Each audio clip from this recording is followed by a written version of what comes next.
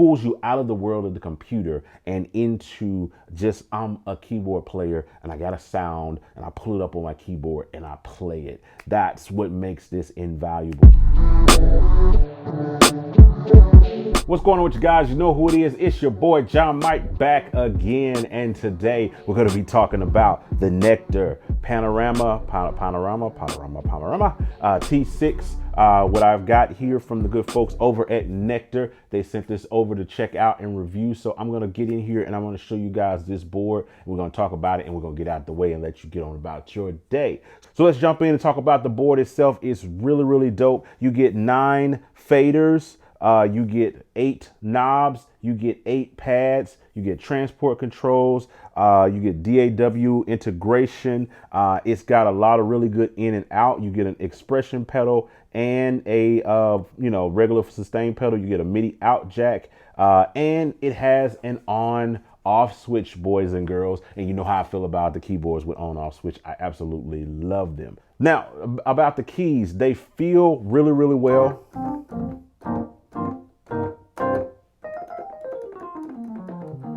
They feel really good. They have aftertouch. Now, I haven't been too much of a fan over the years of Nektar's key beds. They just have not impressed me. But of all of the ones, I would say this is probably the best integrated and the best feel. And it's actually the same style key bed that is found in the Nektar GXP 88 that I reviewed on this channel, but I wasn't a fan of those keys. But the way it's seated and the way it sits in on this particular key bed feels really good. The way that they have it versus I didn't like the implementation on the GXP, but I like it here. It does have aftertouch. So for those of you who are looking at a board in the $300 range that has aftertouch, here it is. Keyboards there, aftertouch is there. It's really cool. Now I love the way they've kind of got this slanted kind of wing, like almost like a bowl kind of ended smiley face kind of design to it. That's really cool. And then here's something that's really dope as well. They have a key repeat and a pad repeat. So if you hold down the pad repeat and hit a pad, it actually repeats the pad, but it doesn't repeat the note, right? But if I hold down key repeat, if I want to repeat the keys, then they repeat.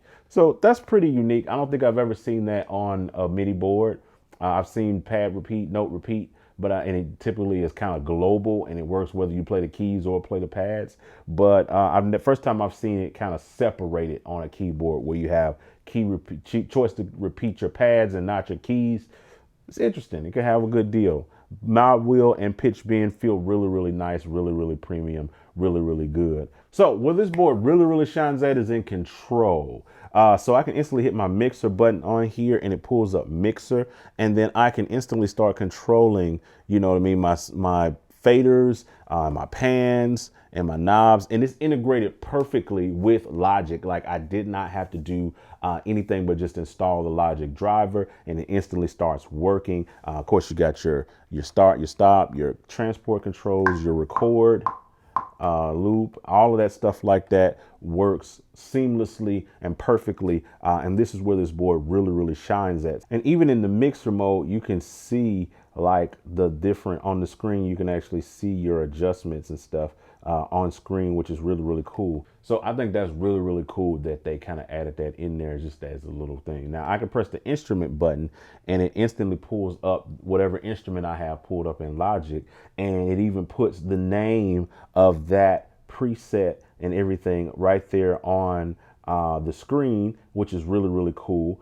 And then I can control different aspects of these, the plugin is already pre-mapped, to be able to control these different functions on the interface of the software right here on the board, which is really dope. Again, this is where this board really shines. This is where it really has some stuff. I can even jump through my patches just by pressing, the patch button. So it's complete control over your DAW. I love the fact this is one of the first boards, again, that I've ever kind of messed with, that even down to showing and giving feedback and giving information on the screen of what patch you're actually using, which is, I think, is just amazing because you don't find that kind of usage on just about any MIDI controller. I know the first Panorama series, the big series, the P6 and P4, do this as well, and they integrate with MainStage and other softwares like that really, really good.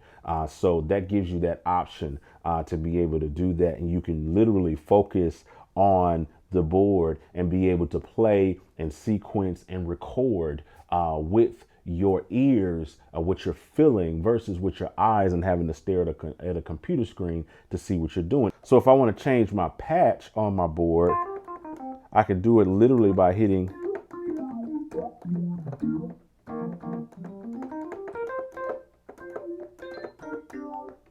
just by hitting that, and I don't have to worry about looking at the screen to see if I'm on. And I got all of my, my warmth and my drive and my bass and my bell all on a knob here that I can just turn, and then I can record and I can play and I can go through it without even having to focus on the computer, which is what you really want. I mean, we spend so much time as producers staring at the screen, staring at what we're having, to where we don't really get a chance to focus on just the instrument. This brings the functionality of playing just back into playing. You don't have to be looking at a screen or word. It pulls you out of the world of the computer and into just, I'm a keyboard player and I got a sound and I pull it up on my keyboard and I play it. That's what makes this invaluable. That's what makes this the thing that you want to try to check out and really get, and where this really shines. So I think it's really, really cool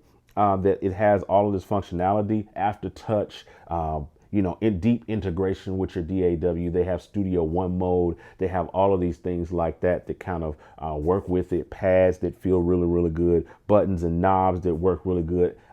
Expression pedal, a volume pedal. You got sustain. You got all of those things that you would want on a keyboard is right here at your fingertips. So real quick, I want to talk about the Nectarine software that comes with it. It's really, really dope. It's really like having their own version of like MainStage. It runs standalone. You can load up your plugins into it. You can load in like multiple plugins. You can create layers, all of these different things like that. It's really, really cool. Like I have Arturia loaded in here. I could click in and I could load up, say, Basilicious. Or I can come down here and load in another like plugin or some strings or like a effect or whatever. If I want to add compression to it or EQ to it, I could do that. I have my send effects all down here. And then you have a browser, you have a control area, which gives you something kind of like MainStage would, like a kind of screen with everything on it, with all of your different things, and you can add in and customize your name, your buttons. It's kind of a performance mode. So it's a really, really good plugin to have, and it comes with it and other Nektar products. So if you have any Nektar products, you can get Nectarine and be able to use it.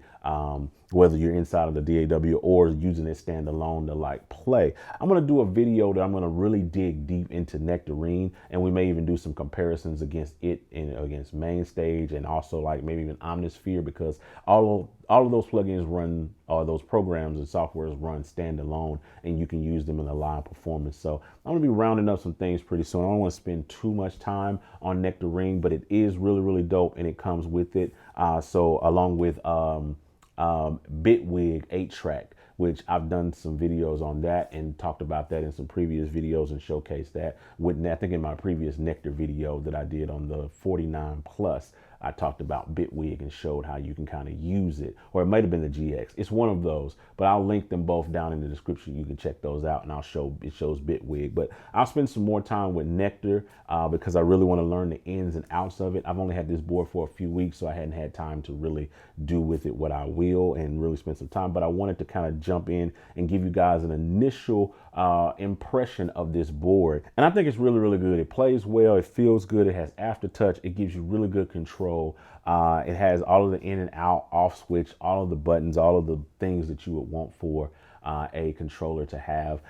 And this kind of checks all of the boxes. I got some more comparison videos where I'll compare this versus that and that versus this in the future, so you guys can kind of see and get my objective opinions about what I would prefer over this. But feel free to drop a comment down below. I look forward to hearing you. I read every comment. I try to like it. I try to respond to it, as long as you're not talking about anything crazy or asking something quote completely off the wall. I typically answer back all of my comments. So I look forward to hearing from you guys. Look for your thing. But what you can do is what we always do on the videos. You can hit the like button. You can hit the share button. You can drop a comment below. Subscribe. Turn on notifications. I'll talk to you guys on the next one. I'm out.